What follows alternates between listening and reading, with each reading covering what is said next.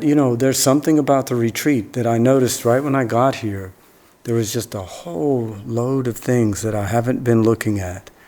That suddenly, even I'm a monastic, I live there and practice all the time and do retreats. But still, things happen, that you have to process. And there's nothing like a retreat to show you that you're not really aware of what's going on. And that's kind of what I want to talk about today, like the awareness that we have. It's like right away, like this morning I was working on something, just some despair and heaviness from stuff I've been through lately, and I just resigned myself to that life. I realized that life that was there, that path is not there anymore. So I have to let that go, right? But it's kind of like you have to let something die, It's like you have to completely just give up on it and it's gone. But underneath that, then there's a whole wonderful other life, a whole new path. So that's the process, though, of letting go. It's always about letting go, isn't it? Like you let go of it. So, but also, I think really the point is just to be with that. This morning I was just in that mode, wow, this is sad, I have to let this go. What a sad situation. But suddenly it shifted and I'm fine. I feel wonderful. And I'm so happy I gave myself that time to just be in that space and have that emotion. Just allow it to be there, Feel the whole depth of it too. Why not? That's your privilege to look really deeply into this fabric of reality that we have. I think we miss a lot. We miss a lot. I noticed on the last Kilche when I was sitting, one morning I got up and I was in some kind of turmoil from a dream. I didn't even remember the situation. And I was sitting on the cushion, and at some point I realized I'd been awake for a while, that I was still kind of in the dream state. There were still these random things coming up, and that were non-sequential, that didn't really fit together, and it was kind of crazy. And I realized, this is just the way the mind is. It's like that all the time. It's not just when you sleep, you have dreams, and all this stuff comes up, and you're kind of, dreams are sort of preparing you for some big event or trying to deal with stresses in the day. It's your mind kind of putting things in order. But I realized that morning that we do that constantly. We're just not aware of it. There's constant processing going on.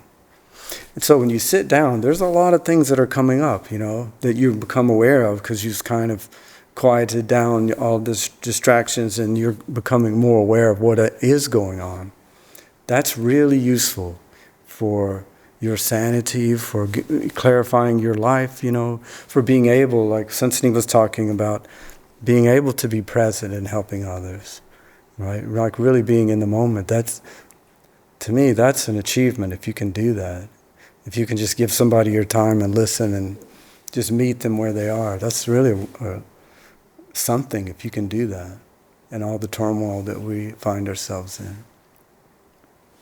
But of course, everything has a benefit. I mean, if you are going through some things in your life, definitely you will gain from it. It always goes to your advantage if you're practicing. Everything becomes part of your Dharma. And, it's a gift that you can help this world, really, by just being present. I find that really a lot of the, how do I say, like a lot of the influence or the help that I'm giving to others is just that I'm part of their life in some way. That we can just be together at some we're not really helping each other just by being there, like you already embodied something. Just by being present. There's no actual communication at all. It's just being with that person. Or maybe that's what helping is just being on their wavelength and acting together with them. And, there's some joy in just being together through all kinds of things. So, I guess I wanted to talk about Like there's something about this long retreat lifestyle that has really impacted my life. That's what really was on my mind this morning too. I don't know why, but it comes up now and then because I had to write a bio for the Zen Center's newsletter, right? And so I have to look at my life and like, why am I a monastic? How did I end up here at Providence Zen Center? And really, it was because of the long retreats. I moved here in 1990. I was practicing on my own before that, trying to find a Sangha, because, well, for me, I don't know, everyone's probably has their own relation to practice. But for me, after a couple of years, I really wanted to be around other people that were practicing. I didn't want to be on my own anymore, and do retreats, and, I wanted to go deeply into it. I'd sat a few retreats, and I could tell that was something that was just magical, something really important. And when I came here, that I didn't even know there was a Kyolche. That was happening up here at the time already, and it was separate from the house. I was busy working outside. I didn't know I think for a couple of years, I didn't understand what was going on up here. I think Wonil Sunim was trying to keep me down there for some reason, keep me working. But when I found out, I instantly rearranged my life so I could sit a long retreat, and that became like my life. It became my life. It was just so wonderful. And they always are to me. It's a wonderful thing to do, to just give. It's really a privilege to just give that much of your life to looking deeply at, your true nature or whatever. It's amazing to do that. And I've done so many retreats now. But what happened was, after all of these retreats, eventually you can't have a career. You can't take off 3 months anywhere. And, you can't have a long relationship. You can't have a house. It makes you into a monastic. That's where this comes from. It's a monastic system. And we're trying to adapt it here. But not many people can sit a long retreat. I find, it's usually people that are in between things, like they just graduated college, or they just retired or something, some break in their life. But to do it consistently is very unusual. And I did it most of the time as a lay person, just working as a carpenter and taking time off and, trying to restart again the next year. Not easy. Don't recommend doing that. But it's wonderful. I don't know how else to do it. If you really want to do a long retreat though, and you don't have that space, then the monastic path is a way to do it. But that's pretty drastic. I know you're a young mother, right? That's really not in your future. Josh is thinking about it. But yeah, it's a big decision, because you only have so much time in your life. So if you really want to go deeply into this practice in this form, then that's going to affect your life, the rest of your life. And you might get down 20, 30 years down the path and say, wow, my whole life is gone. This is where I am now. This is, you can't really just reprogram and do something else. So when I talk to young people now, I say, well, what do you want to do with your life? Be careful about, don't go too deeply into stuff, if you're not sure about it. Right? Look at that, if you want to have a family or something like that.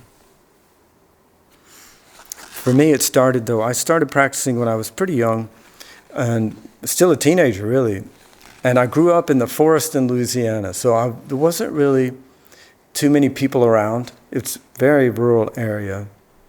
And so I spent a lot of time in the forest. And the thing about Louisiana, it's a subtropic, so you can't really go in the forest a lot because it's full of bugs and snakes. So there's a lot of clearings and fields there that are just left to fallow, or clear-cut forest, and that's basically where you spend your time if you're in that kind of terrain, because the bugs don't like to be out in the sun.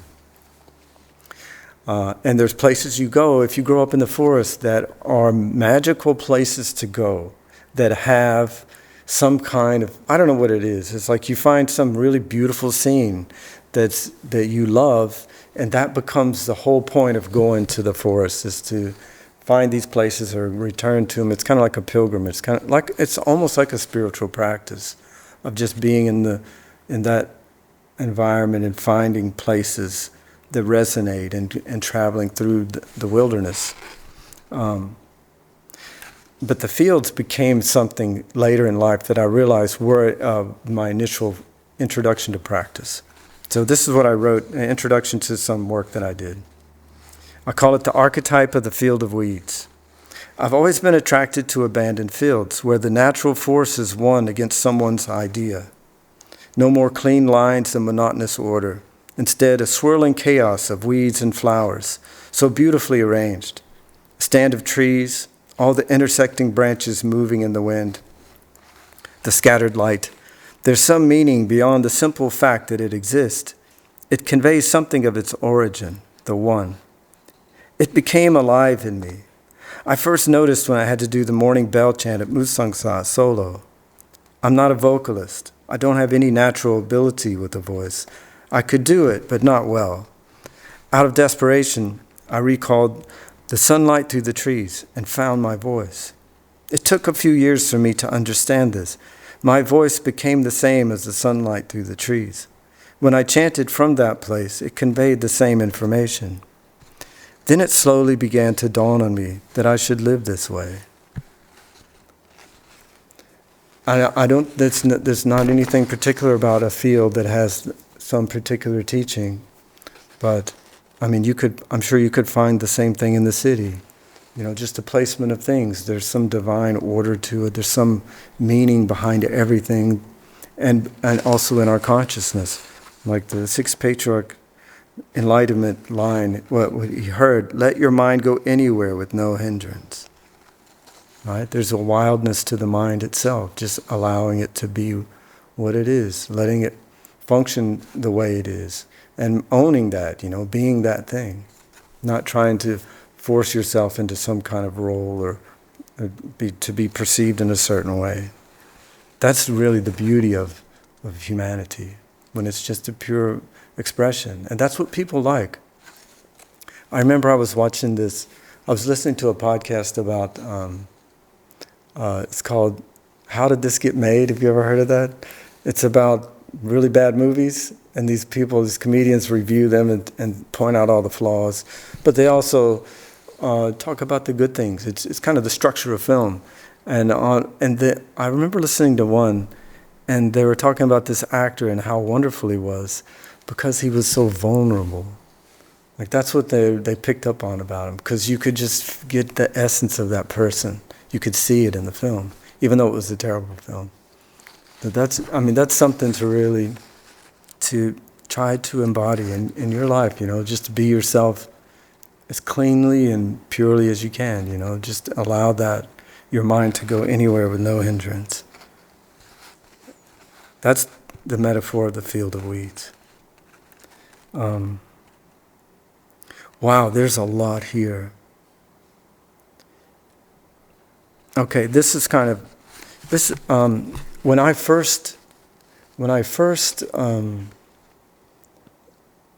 returned to practice after, I was away for about 6 years when I was in LA, just working as a carpenter.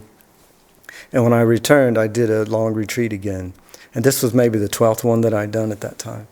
And when I sat down, I looked, like now, I'm looking at my life, and there's just this despair, this heaviness that's so much. I guess I should have continued practicing, but I realized I didn't even want to be alive anymore. It was really that heavy. And at that moment, I just let go of it. I let go of my life. And then the practice just opened up so beautifully. It was such a wonderful experience.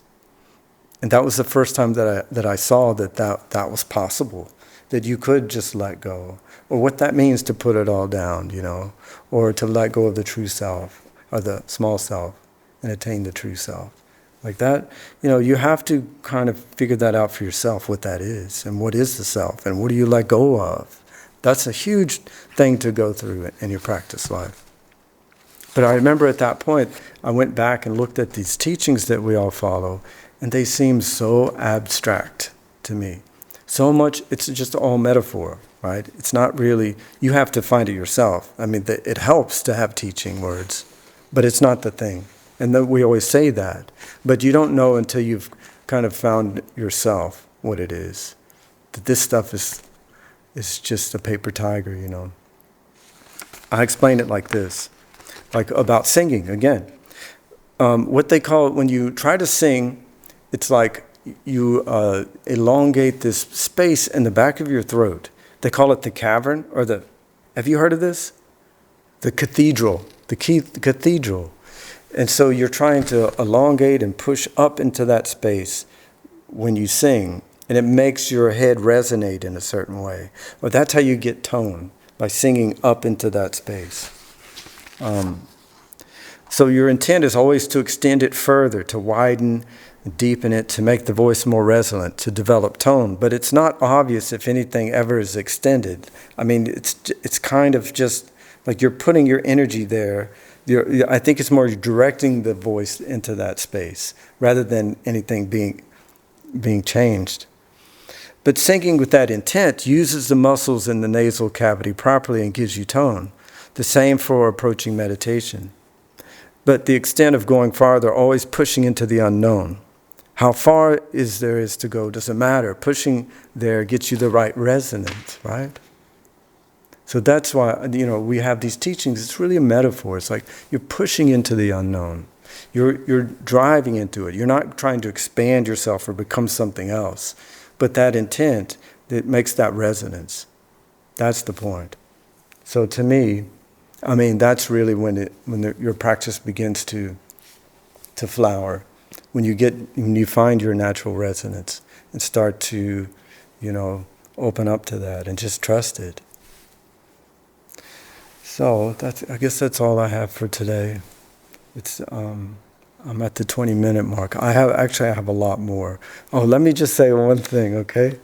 This is not really related, but it's really one of the really important part of the teaching that I really treasure. This is from Zen Master Taoyi. Taoyi, the Chinese Zen master from, I don't know, maybe 13th century. One of the great ones. And we actually, Sungsan Sunim would allow us to read his book, The Swampland Flowers, the collection of his letters during the retreat, because it was so harmonious with his teaching. But actually, that branch comes down from Rinzai, who was sort of the founder of this tradition in a way. He's like 6 or 8 generations down from him, but that's the one that really goes to the Korean order, because he was more this Hwadu style of just keeping that one question. So he's kind of the founder of the Korean Zen too. So he says, a monk asked Joju, does a dog have Buddha nature or not? Joju said, no. This one word no is a knife to sunder the doubting mind of birth and death. The handle of this knife is one's own hand alone. You can't have anyone else wield it for you. To succeed, you must take hold of it yourself.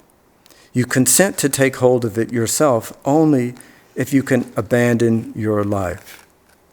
If you cannot abandon your life, just keep to where your doubt remains unbroken for a while. Suddenly, you'll consent to abandon your life, and then you'll be done.